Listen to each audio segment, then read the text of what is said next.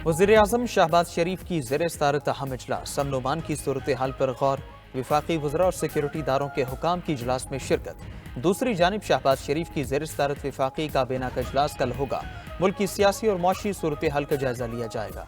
इजलास में ECC के फैसलों की तौसीक होगी। शहबाज शरीफ D8 सरबराही इजलास में शिरकत के लिए मिस्र भी जाएंगे।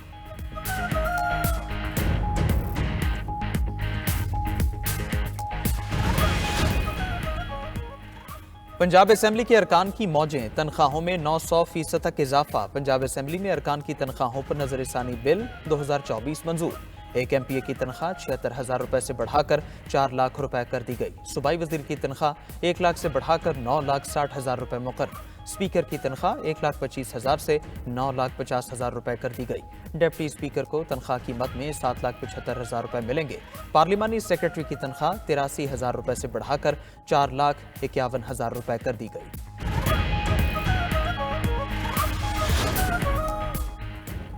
शरह सूद में 2% कमी 13% पर आ गई। स्टेट बैंक ने 2 माह के लिए मॉनेटरी पॉलिसी का ऐलान कर दिया। पॉलिसी रेट में 200 बेसिस पॉइंट्स की कमी की गई। मुसलसल 5वीं बार कमी से शरह सूद 22% से कम होकर 13% तक पहुंच चुकी। स्टेट बैंक के मुताबिक मुल्क की मुआशी आशारिया बेहतर समत में है। रुपया मुस्तहकम, करंट अकाउंट सरप्लस और ज़र मुबादला के ज़खायर बढ़ रहे हैं। नवंबर में महंगाई की शरह 6 साल की कम तरीन सतह 4.9% पर रही। मुस्तकबिल में महंगाई में मजीद कमी मुतवक्के है।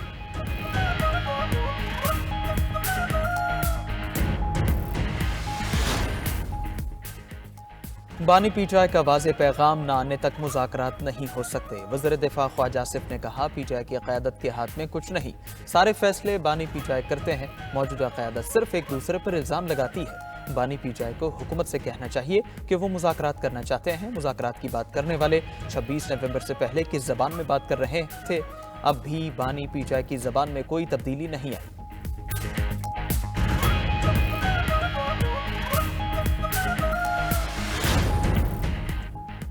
मुज़ाकरात की हमारी ऑफर मौजूद है। सियासी अदम इस्तेहकाम मुल्क से खत्म होना चाहिए। चेयरमैन PTI बैरिस्टर गौहर कहते हैं, बानी PTI ने कमेटी बनाई है, उसी मुताबिक आगे चलेंगे। पहले फेज में हमारी कॉल ओवरसीज के लिए ही है। PTI के रहनुमा शौकत यूसुफजई ने कहा, PTI सिविल नाफरमानी की तहरीक अभी शुरू नहीं कर रही।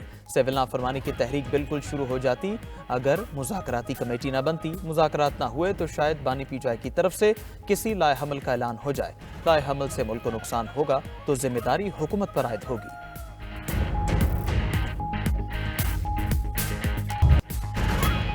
मईशत में बेहतरी के समरात, शरह सूद में मजीद 2% कमी 13% पर आ गई। स्टेट बैंक ने 2 माह के लिए मॉनेटरी पॉलिसी का ऐलान कर दिया। पॉलिसी रेट में 200 बेसिस पॉइंट की कमी की गई। मरकजी बैंक के नामी के मुताबिक मुल्क की मुआशी इशारिये बेहतर समत में है। रुपया मुस्तहकम, करंट अकाउंट सरप्लस और ज़र मुबादला के ज़खायर बढ़ रहे हैं। नवंबर में महंगाई 6 साल की कमतरीन सतह 4.9% पर रही। मुस्तकबिल में महंगाई में मजीद कमी मुतवक्की है। जुलाई से अक्टूबर बरामदात में 8.7% इजाफा हुआ। ज़र मुबादला के ज़खायर 12 अरब डॉलर हो चुके। जून 2025 तक 13 अरब डॉलर से बढ़ जाएंगे। GDP की नमू 2.5 से 3.5% के दरमियान रहने की तवक्को है। वज़ीर आज़म शहबाज शरीफ का पॉलिसी रेट में 2% कमी का खैर मकदम। कहा, चंद माह में शरह सूद 22 से कम होकर 13% पर आना मईशत के लिए खुशाइंद है। पॉलिसी रेट में कमी से सरमायाकारों का एतमाद बढ़ेगा और सरमायाकारी में इजाफा होगा। वज़ीर आज़म महंगाई में मजीद कमी के लिए पुरुमीद। मुआशी बहाली के लिए वज़ीर ख़जाना और मुतालिका इदारों की कोशिशों की तारीफ की। मुआशी माहिरीन ने पॉलिसी रेट में कमी को मुआशी तरक्की के लिए खुशाइंद करार दे दिया। सदर FPCCI आतिफ इकराम शेख ने कहा, शरह सूद में 2% कमी अच्छा फैसला है। तमाम मुआशी आशारिये मुस्बत है। पॉलिसी रेट सिंगल डिजिट पर लाना होगा। डायरेक्टर स्टॉक एक्सचेंज अहमद चुना ने कहा, पॉलिसी रेट में कमी से कारोबारी सरगर्मियां तेजी से बढ़ेंगी। मुआशी माहिर इशफाक बोले, महंगाई कंट्रोल में है, इस तनासुब से शरह सूद को सिंगल डिजिट पर लाया जाए। कैसर शेख ने कहा, शरह सूद में कमी से पैदावारी लागत कम होगी, मगर अशिया खुरनोश की कीमतों में इजाफा भी चैलेंज है।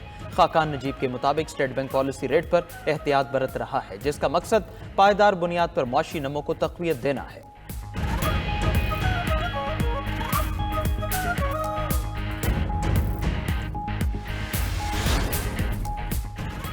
پاکستان سٹاک ایکسچینج میں روز نیا ریکارڈ 100 انڈیکس 1,16,000 کی حد بھی عبور کر گیا۔ کاروبار کے دوران انڈیکس میں 1,867 پوائنٹس کا اضافہ 1,16,169 پر بند ہوا۔ شرح سود میں کمی سے مستقبل میں مارکیٹ میں مزید تیزی متوقع ہے۔ انٹر بینک میں ڈالر 5 پیسے مہنگا 278 روپے 17 پیسے پر بند ہوا۔ سونے کی قیمت میں 800 روپے کی کمی، فی تولہ سونا 2,77,000 روپے پر آ گیا۔ بانی پی ٹی آئی ویسے ہی قیدی ہیں جیسے شکیل آفریدی۔ مطالبات کے باوجود شکیل آفریدی کو امریکہ کے حوالے نہیں کیا گیا۔ سینیٹر عرفان صدیقی کا کہنا ہے کہ کوئی بیرونی طاقت ہمارے اندرونی معاملات میں مداخلت نہیں کر سکتی۔ بانی پی ٹی آئی کو ریلیف عدالتوں کا سامنا کرنے سے ہی ملے گا۔ معاملات کو آئین کے بجائے سوشل میڈیا کے زور پر چلانا المیہ ہے۔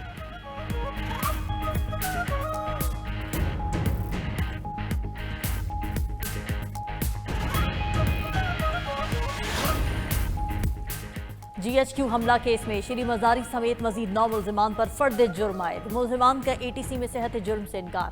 شاہ محمود قریشی پر فرد جرم کی کارروائی مؤخر کر دی گئی۔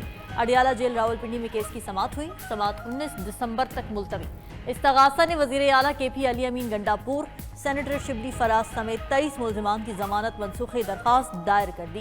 جی ایچ کیو حملہ کیس میں بانی پی ٹی آئی سمیت کل ملزمان کی تعداد 119 ہے۔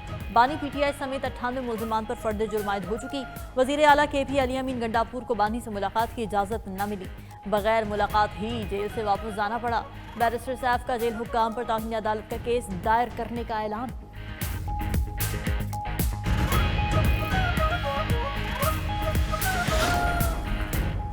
26 نومبر کو ڈی چوک احتجاج سے گرفتار 57 ملزمان رہا۔ انسداد دہشت گردی عدالت کے جج طاہر عباس سپرا کا رہائی ملنے والوں کو دوبارہ گرفتار نہ کرنے کا حکم۔ جج طاہر عباس سپرا کمرہ عدالت سے باہر جوڈیشل کمپلیکس کے اندرونی دروازے تک گئے۔ متعلقہ پولیس اہلکار کو بلا کر ہدایت دیتے ہوئے کہا کہ عدالت کے حکم کے باوجود ملزمان کو رہا نہ کیا گیا، اب پہلے کی طرح نہ کرنا۔ رہائی ملنے کے بعد پی ٹی آئی کے تمام کارکنان گھروں کو روانہ ہو گئے۔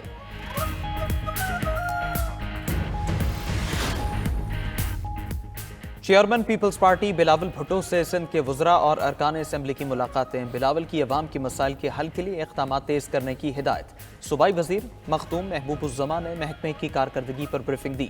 رکن قومی اسمبلی خالد احمد خان، آغا رفیع اللہ اور آصف جمال بھی ملے۔ M P A Fayyaz Butt نے ضلع دادو کی امور سے آگاہ کیا۔ آنے والے دنوں میں وزیر اعظم اور بلاول بھٹو کی ملاقات ہوگی۔ مولانا صاحب کے مسئلے کا حل اور جمہوری معاملات کو جمہوری طریقے سے ہی سر انجام دیا جائے گا۔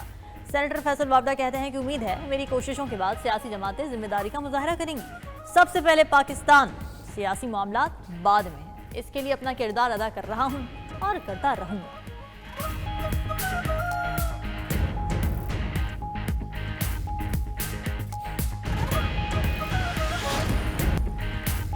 شام کی نئی حکومت کا عالمی پابندیاں اٹھانے کا مطالبہ، ملکی فضائی حدود بھی کھول دی گئی۔ ترجمان شعبہ سیاسی امور کا کہنا ہے کہ پابندیوں سے عوام سب سے زیادہ متاثر ہوئے، اب عالمی پابندیوں کو اٹھانا چاہیے۔ ترکیے کے بعد قطر نے بھی 13 سال بعد دمشق میں اپنا سفارت خانہ دوبارہ کھولنے کا اعلان کر دیا۔